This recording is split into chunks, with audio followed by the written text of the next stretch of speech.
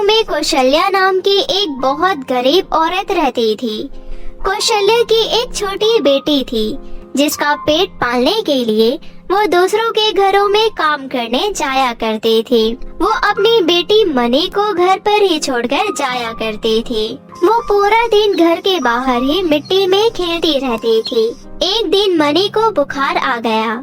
जब कौशल्या काम पर जाने के लिए निकल रही थी तब वो मनी को प्यार करने के लिए उसके पास जाती है। वो देखती है कि मनी का बदन जल रहा है। अरे, तुम्हें तो बहुत तेज बुखार है, अब मैं काम पर कैसे जाऊंगी? लेकिन काम पर तो जाना बहुत जरूरी है, नहीं तो मालकिन बहुत गुस्सा करेगी। मैं एक काम करती हूँ, तुम्हें दवाई देकर काम पर चली जाती हूँ। माँ, मुझे आज बहुत तकलीफ हो रही है, आज आप मत जाओ ना। मनी की बात सुनकर कौशल्या की आंखों में आंसू आ जाता है। वो कहती है, ठीक है बेटी, मैं एक बार कॉल करके मालकिन से पूछ लेती हूँ। कौशल्या मालकिन को फोन करती है। मालकिन, मेरी बेटी की तबीयत बिल्कुल ठीक नहीं है, क्या मैं छुट्टी ले सकती हूँ? तुम छोटे लोग होते ही ऐसे हो, तुम्हें तो बस छुट्टी का बहाना चाहिए। देखो कौशल्या, मेरी बात ध्यान से सुनो। अगर तुमको काम नहीं करना है तो तुम मना कर दो, लेकिन रोज रोज के ड्रामे मत किया करो। अगर नौकरी करनी है तो फटाफट काम पर आ जाओ, और अगर नहीं करना है तो भी आ जाओ, मैं तुम्हारा हिसाब कर दूंगी। मालकिन, मुझे काम से मत निकालो, मैं अभी आ रही हूँ। कौशल्या अपनी बेटी के भविष्य के लिए उसे दवाई खिलाकर बुखार में तपता हुआ छोड़कर चली जाती है। कौशल्या जब वहाँ पहुँचती है तो उसकी मालकिन उससे कहती है, क्या सच में तेरी बेटी की तबीयत खराब है या तेरा छुट्टी करने का मन था? मालकिन, कोई भी माँ अपने बच्चे की बीमारी का झूठ नहीं बोलेगी। आप आज मुझे जल्दी छुट्टी दे देना। नहीं नहीं कौशल्या, आज तुझे किसी कीमत पर छुट्टी नहीं मिलेगी, क्योंकि मेरी बेटी कृतिका को जुकाम है। आज मैं उसका ध्यान रखूंगी और तुमको खाना बनाना होगा। मालकिन, आज मेरी मजबूरी है, मैं यहाँ तो आ गई हूँ, लेकिन ना जाने मेरी बेटी की क्या हालत हो रही होगी। बस बस ठीक है, अब रोना बंद करो और बर्तन धोना शुरू करो। कौशल्या आंखों में आंसू, मन में उदासी और चेहरे पर चिंता लेकर काम में लग जाती है। और दूसरी तरफ मालकिन अपनी बेटी को गोद में लेकर सोफे पर बैठकर टीवी देखने लगती है। इसी तरह 18 साल बीत जाते हैं। मनी और कृतिका दोनों बड़ी हो जाती हैं। अब मनी की माँ जब लोगों के घरों में काम करने जाती तो मनी को बहुत बुरा लगता था, इसलिए मनी पढ़ाई के साथ साथ एक क्लब रेस्टोरेंट में वेटर का काम करने लगी। एक दिन कौशल्या की मालकिन की बेटी कृतिका अपने कुछ दोस्तों के साथ वहाँ आई और उसने मनी को पहचान लिया। शायद मैंने तुम्हें कहीं देखा है। जी मैडम, मैं यही काम करती हूँ, आपने मुझे यही देखा होगा। बस कर यार, इतनी भी फॉर्मेलिटीज मत कर, मैंने तुझे पहचान लिया है। जी, कैसे? अरे तो मेरी काम वाली की बेटी ही तो है, जिनको बरसों से हमने नौकरी दी हुई है। वैसे तेरी माँ बहुत मेहनती है, सारा काम बहुत अच्छे से करती है। बर्तन, कपड़े और फर्श ऐसे चमकाती है जैसे कि आईना चमकता हो। चल कोई नहीं, अब तो वेटर बन गई है, लेकिन हाँ, अगर तुझे कोई काम चाहिए होगा तो मुझसे कहना, मैं तेरी पूरी मदद करूँगी। आखिर तो मेरी नौकरानी की बेटी जो है। कृतिका अपने सभी दोस्तों के सामने मनी का बहुत मजाक बनाती है, लेकिन मनी खामोश रहती है और मन ही मन सोचती है, आखिर कृतिका ने गलत क्या बोला, सही ही तो बोला है। नौकरानी की बेटी को कोई भी नौकरानी की बेटी ही तो कहेगा। मनी ऐसे ही अपनी जॉब और स्टडी करती रहती है। दूसरी तरफ कृतिका रोज रोज पार्टी करती है, ड्रिंक करती है और पढ़ती नहीं है। एक दिन उसकी मम्मी ने उसे अपने पास बैठाया और बातें करने लगी। कौशल्या भी वही काम कर रही थी। बेटी कृतिका, ऐसे कब तक चलेगा? तुम क्यों अपनी स्टडी पर ध्यान नहीं देती हो? ओ मम्मा, आप फिर से शुरू हो गई। मैं अपनी स्टडी कर तो रही हूँ। ऐसे कैसे स्टडी? तुम्हारे अंदर सारे गंदे गुण आ गए हैं। मम्मा, यू नो ना, हम रिच लोग हैं और ये सब तो अमीर लोगों के शौक होते हैं। आप इनको गंदा मत कहो प्लीज। कृतिका, भूलो मत, तुम अपनी माँ से बात कर रही हो। मुझे पता है, इसलिए तो मैं आपसे इतनी तमीज से बात कर रही हूँ, क्योंकि मैं और किसी से तो इतनी तमीज से बात नहीं करती। और हाँ, मैं अमीर बाप की औलाद हूँ, मैं किसी की नौकरी नहीं कर सकती हूँ। मैं अपना बिजनेस करूँगी, मुझे इन्वेस्टमेंट के लिए पैसे चाहिए। वो देख हमारी काम वाली की बेटी को, खुद काम करती है और पढ़ती भी है और अपनी माँ का भी कितना ख्याल रखती है। ओ मम्मा, इतना तो आपको पता होना चाहिए, मैं किसी काम वाले की बेटी नहीं हूँ। अब ज्यादा देर मत करो और मुझे पैसे दे दो। कृतिका अपनी माँ से लड़ झगड़ कर पैसे ले ही लेती है और दूसरी तरफ मनी और कड़ी मेहनत करने लगी। नतीजा ये निकला कि मनी ने अपना एक एप्लीकेशन सॉफ्टवेयर डेवलप किया, जो बाद में एक डिजिटल कंपनी में बदल गया। मनी ने अपना एक अच्छा घर भी बनवा लिया और माँ के लिए घर में नौकर रख लिए, और दूसरी तरफ कृतिका ने कोई बिजनेस नहीं खोला। कृतिका, तू तो बिजनेस खोलने वाली थी ना, कहाँ है तेरा बिजनेस? मुझे तूने आज तक कुछ भी नहीं दिखाया। माँ, मुझे और पैसों की जरूरत है। मैं तुझे पहले से ही 50 लाख रुपए दे चुकी हूँ। माँ, बहुत जरूरी है, बैंक से लोन ले लो, नहीं तो पहले के इन्वेस्ट किए हुए पैसे भी खराब हो जाएंगे। एक काम करते हैं, अपने घर पर लोन ले लेते हैं। कृतिका की माँ उसकी बातों में आ जाती है और घर पर लोन ले लेती है और सारे पैसे कृतिका को दे देती है। कुछ दिन बाद कृतिका की माँ को पता चलता है कि कृतिका तो जुआ खेलती है, उसने सब कुछ जुए में बर्बाद कर दिया। और दूसरी तरफ मनी की अपनी एक कंपनी है जो कि बहुत जोरों शोरों से आगे बढ़ रही है। कृतिका की माँ को ये सब देखकर पुराने दिन याद करके बहुत शर्मिंदगी महसूस होती है। एक दिन कौशल्या अपनी बेटी मनी के साथ अपनी मालकिन के घर आती है। मालकिन, मैं आपको मिठाई खिलाने आई हूँ। मेरी बेटी ने तो मेरे दिन बदल दिए। लेकिन मालकिन, मेरा तो ये कहना है कि भगवान कभी किसी को घमंड ना कराए, क्योंकि दिन हमेशा एक जैसे नहीं रहते। कौशल्या इतना कहकर अपनी बेटी के साथ कार में वापस चली जाती है और कृतिका और उसकी माँ की आंखें शर्म से झुक जाती है। बहुत समय पहले की बात है। रामपुर नामक गांव में दिव्या अपने मामा मामी के साथ रहा करती थी, क्योंकि कुछ समय पहले ही दिव्या के माता पिता की एक ट्रेन हादसे में मृत्यु हो जाती है। इसलिए दिव्या के मामा दिव्या की परवरिश के लिए उसे अपने साथ अपने घर लेकर आ जाते हैं, ताकि उसकी अच्छी तरह देखभाल हो सके। दिव्या के मामा तो बहुत अच्छे थे, वह उसका बहुत अच्छे से ख्याल रखते थे, बिल्कुल अपनी बेटी की तरह। लेकिन मामी सुरेखा वह दिव्या को बिल्कुल भी पसंद नहीं करती थी। वह नहीं चाहती थी कि दिव्या उनके साथ उनके घर में रहे, लेकिन अपने पति के सामने सुरेखा की एक नहीं चलती थी और वह बस एक मौके का इंतजार देख रही थी। और कुछ दिन बाद सुरेखा को यह मौका मिल भी जाता है, क्योंकि एक दिन दिव्या के मामा को काम के सिलसिले से शहर जाना पड़ जाता है। तभी सुरेखा इस मौके का पूरा फायदा उठाती है। दिव्या स्कूल जाने के लिए तैयार हो रही थी, तभी सुरेखा दिव्या के पास जाती है और उसको जोर से थप्पड़ मारकर बाल खींचते हुए कहती है, मनहूस, इस पल का मुझे कब से बेसब्री से इंतजार था कि तेरे मामा कब शहर जाए और कब मैं तुझसे गिन गिन कर बदले लूं। यह जो तूने स्कूल जाने के लिए ड्रेस पहनी है ना, इसे उतार कर घर के कामों में लग जा, वरना मार मार कर तेरी सारी हड्डियां तोड़ दूंगी। मामी जी, आपको तो पता है एग्जाम चल रहे हैं, अगर मैं स्कूल नहीं जाऊंगी तो एग्जाम कैसे दोगी, और अगर एग्जाम नहीं दिए तो मेरी पढ़ाई अधूरी रह जाएगी। और ये आपको अचानक क्या हो गया? मामा जी के सामने तो आप बहुत प्यार करती थी, उनके शहर जाते ही आप मेरे साथ ऐसा बर्ताव क्यों कर रही हैं? मामी जी, मेरा स्कूल जाना बंद मत कीजिए, मैं पढ़ना चाहती हूँ।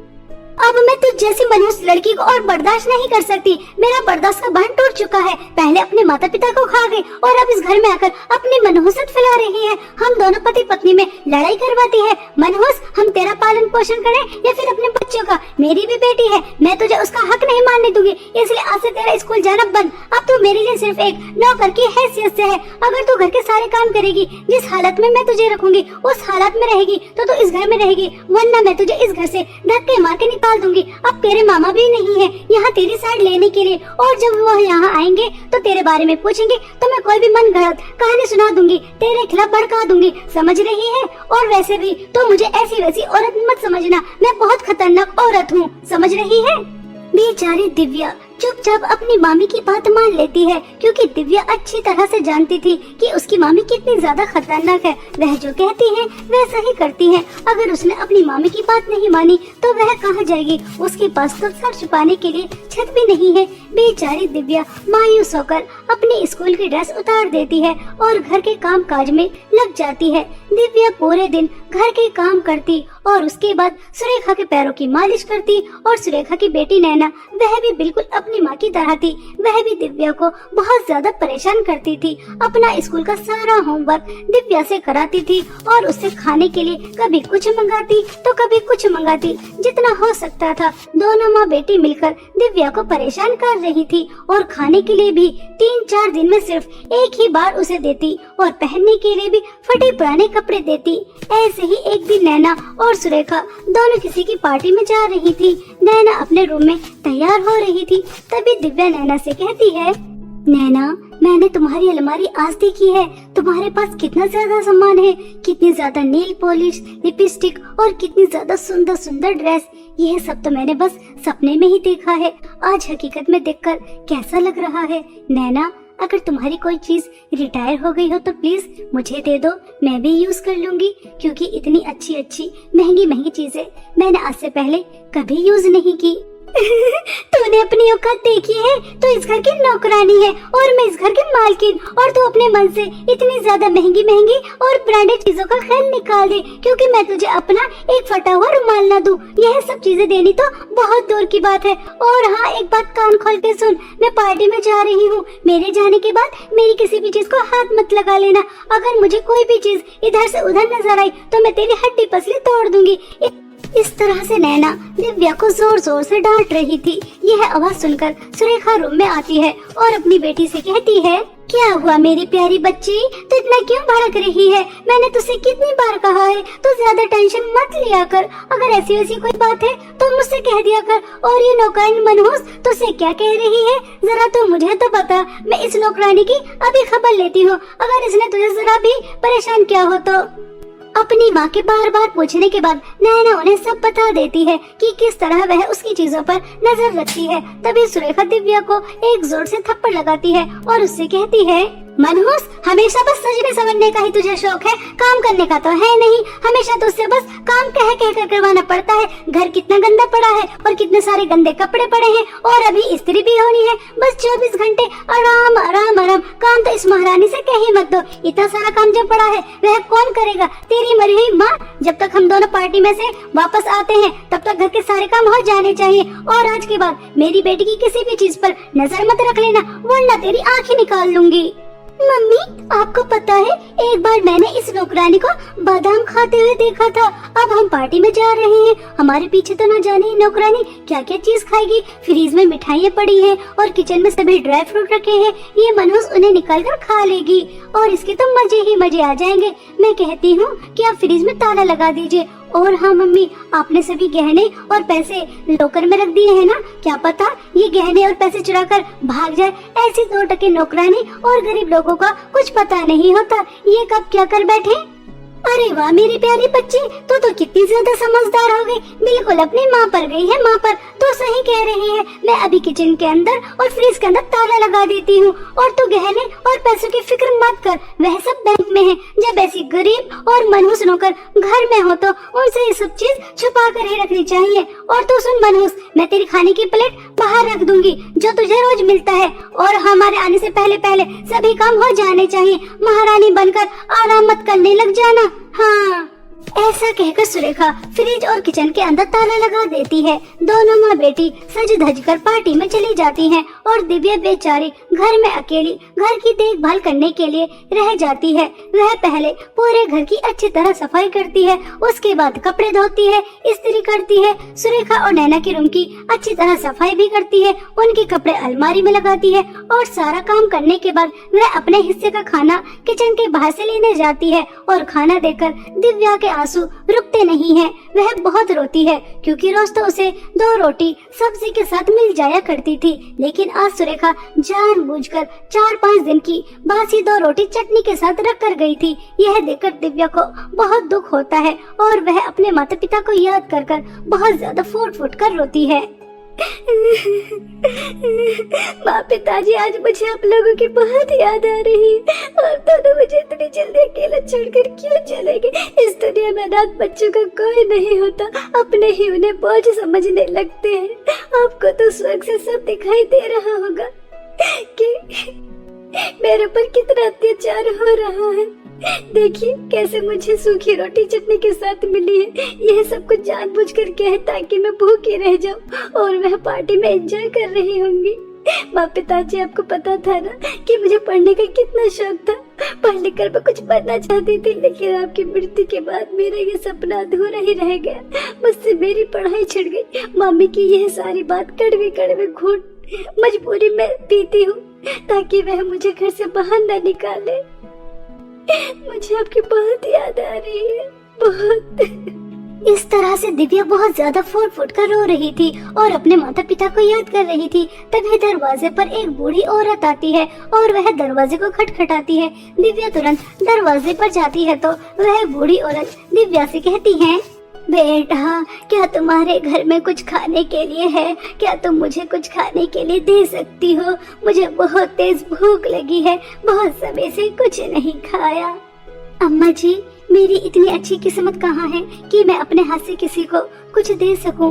मैं तो खुद दूसरों की ठोकरों में रोटी खा रही हूँ। आपको पता है, मेरी मम्मी मुझे ये 2 सूखी रोटी देकर गई हैं। 2 दिन बाद मुझे ये फिर मिल जाएंगी। अगर आप खा सकती हैं तो खा लीजिए, मैं आज भूखी रह जाऊंगी। बेटा, तुम्हारा दिल कितना बड़ा है। ऐसे लोग दुनिया में कम ही होते हैं जो अपने से पहले दूसरों के बारे में सोचते हैं। बेटा, मैं कब से एक ऐसी ही लड़की की तलाश कर रही थी जो दूसरों की मदद करती हो। बेटा, मैं परीलोक की सबसे ज्यादा शक्तिशाली रानी परी हूँ, लेकिन पृथ्वी की डायना चुड़ैल ने मुझे बुढ़िया बना दिया और उसने मेरी जादुई छड़ी बादलों में जादुई 3 चांद के अंदर रखी है। मेरी जादुई छड़ी लाना इतना आसान नहीं है। वहाँ जाकर पहले तुम्हारी परीक्षा होगी और अगर तुम अपनी परीक्षा में पास हो गई तभी मेरी जादुई छड़ी ला सकती हो। बेटा, क्या तुम मेरी जादुई छड़ी लेकर आओगी? अम्मा जी, मगर मैं जादुई 3 चांद तक कैसे जाऊंगी? मेरे पास तो कोई जादुई शक्ति भी नहीं है। बेटा, यहाँ से कुछ दूर चलना, तभी तुम्हें एक जंगल नजर आएगा और उसके पीछे एक पहाड़। बस वहाँ जाकर अपनी आंखें बंद कर लेना। उसके बाद तुम जादुई 3 चांद के पास पहुँच जाओगी। जैसा कि वह बूढ़ी औरत ने कहा था, दिव्या वैसा ही करती है और वह कुछ ही समय में जादुई 3 चांद के पास पहुँच जाती है। तभी पहले जादुई चांद से आवाज आती है, दिव्या, दिव्या, तुम मेरे जादुई चांद के अंदर आओ। यहाँ की दुनिया तुम्हें बहुत अच्छी लगेगी। यहाँ पर बस सोना ही सोना है। इतना सोना देखकर तुम्हारी आंखें चमचमा जाएंगी। यहाँ आकर तुम ऐश करोगी, ऐश। आओ आओ, मेरे जादुई चांद के अंदर आओ, तुम्हें यहाँ कोई खतरा नहीं है। दिव्या, दिव्या, तुम मेरे जादुई चांद के अंदर आओ। यहाँ पर तुम्हें हीरे ही हीरे, पैसे ही पैसे नजर आएंगे। इतनी सारी धन दौलत देखकर तुम्हारी आंखें चमचमा जाएंगी और तुम इतनी सारी धन दौलत से ऐश ही ऐश करोगी। तुम्हें कभी किसी चीज की कोई कमी नहीं होगी। आ जाओ, मेरे जादुई दूसरे चांद के अंदर आ जाओ। यहाँ तुम्हें कोई खतरा नहीं है। बस यहाँ की धन दौलत ले जाओ। दिव्या, दिव्या, तुम यहाँ रानी परी की जादुई छड़ी लेने आई हो। वह मेरे अंदर है। आ जाओ और मेरे अंदर से रानी परी की जादुई छड़ी ले जाओ जो डायना चुड़ैल ले रखी है। मगर एक बात ध्यान रखना, अगर तुम पहले और दूसरे जादुई चांद के अंदर की धन दौलत लेकर आओगी तो तुम जादुई छड़ी नहीं लेकर जा सकती। बस तुम यहाँ से एक ही चीज लेकर जा सकती हो, या तो ढेर सारी धन दौलत या फिर रानी परी की जादुई छड़ी जिसके अंदर उनकी जान बसी है। अब तुम्हारे हाथ में है कि तुम क्या चुनती हो। मैं धन दौलत का लालच नहीं करूंगी। मुझे पता है कि लालच बुरी बला होती है। मैं जादुई तीसरे चांद के अंदर आऊंगी और रानी परी की जादुई छड़ी लेकर जाऊंगी और मुझे कुछ नहीं चाहिए। दिव्या के इतना कहते ही दोनों जादुई चांद गायब हो जाते हैं और असली जादुई चांद रह जाता है जिसके अंदर रानी परी की जादुई छड़ी थी। दिव्या उस जादुई चांद के अंदर जाती है, वहाँ से जादुई छड़ी लेती है और बूढ़ी औरत के पास आ जाती है और उन्हें लाकर दे देती है। जादुई छड़ी की मदद से वह बूढ़ी औरत अपने असली रूप में आ जाती है और वह रानी परी बन जाती है। तभी वह दिव्या से कहती है, मैंने तुम्हारा चयन कर बहुत अच्छा किया। मुझे उम्मीद थी कि तुम जरूर मेरा काम पूरा करोगी। 10 साल बाद मैं अपने असली रूप में आई हूँ, सिर्फ तुम्हारी वजह से। अगर तुम धन दौलत का लालच करती, जैसे कि तुम्हें पहले और दूसरे जादू चांद ने दिया था, सोने हीरे और पैसों का, मगर तुमने लालच नहीं किया। तुम बहुत अच्छी हो। तुमने मुझे मेरी जादू छड़ी दी, इसलिए मैं तुम्हारी मदद करना चाहती हूँ। यह लो मेरी अंगूठी, इसे पहन लो और तुम इस अंगूठी से जो मांगोगी वह तुम्हें मिल जाएगा। तुम्हें किसी चीज की कोई कमी नहीं होगी। बेटा, ऐसे ही दूसरों की मदद करते रहना। रानी परी अपनी अंगूठी देकर परी लोक वापस चली जाती हैं। दिव्या बहुत खुश थी और वह अंगूठी पहन लेती है और उससे बहुत सारे पैसे मांगती है। उसके सामने आ जाते हैं। तभी दिव्या अपनी मामी का घर छोड़कर दूसरे गांव चली जाती है और वहां जाकर अपना घर बनाती है। और उसे पढ़ने का शौक था, इसलिए वह फौरन अपना एडमिशन भी करा लेती है और वह खुशी खुशी स्कूल जाती है, अपनी मामी के अत्याचार से बहुत दूर। ऐसे ही समय बीत रहा था। एक दिन दिव्या सुरेखा और नैना को शॉपिंग मॉल में मिलती है, जिसे देखकर दोनों माँ बेटी चौंक जाती हैं। नैना बेटा देख, हमारे घर की मामूली सी नौकरानी कितने बड़े मॉल में शॉपिंग कर रही है। मैंने तो सोचा था हमारे अत्याचार के डर से किसी अनाथालय में पड़ी होगी, लेकिन ये तो महंगी महंगी चीज खरीद रही है। आखिर इसके पास ऐसा क्या आ गया? तभी दोनों माँ बेटी दिव्या के पास जाती हैं और उससे कहती हैं, अरे वाह दिव्या बेटा, तुम इतने बड़े मॉल में शॉपिंग कर रही हो। तुम्हारे घर से जाने के बाद मैंने तुम्हें कहाँ कहाँ नहीं ढूंढा। बेटा, अपने अमीर होने का राज अपनी मामी को नहीं बताओगी? हाँ हाँ मामी, क्यों नहीं, मैं आपको जरूर बताऊंगी। आपको पता है हमारे गांव के बाहर जो जंगल है उसके पीछे एक काली पहाड़ी है। बस वहां जाकर अपनी आंखें बंद कर लेना और फिर तुम तुरंत जादुई 3 चांद के पास पहुंच जाओगी। वहां जाकर तुमसे कुछ सवाल पूछे जाएंगे। अगर तुम अपने सवाल में पास हो गई तो तुम्हें बहुत सारी धन दौलत मिल जाएगी। दिव्या की बातें सुनकर दोनों माँ बेटी को धन दौलत का लालच आ जाता है और वह कुछ समय बाद जादुई 3 चांद के पास पहुंच जाती हैं। जैसा कि दिव्या से सवाल पूछे गए थे, वैसे ही एक एक कर दोनों माँ बेटी से भी पूछे जाते हैं, लेकिन उन्हें तो धन दौलत से मतलब था, इसलिए वह पहला और दूसरा जादुई चांद चुनती हैं। और जैसे ही उसके अंदर जाती हैं तो कभी लौटकर नहीं आती। दोनों चांद के साथ वह भी हमेशा हमेशा के लिए गायब हो जाती हैं। इस तरह उन्हें उनके लालच और बुरे कर्मों की सजा मिल जाती है और दिव्या अपने अच्छे स्वभाव की वजह से एक हंसी खुशी जीवन बिताती है।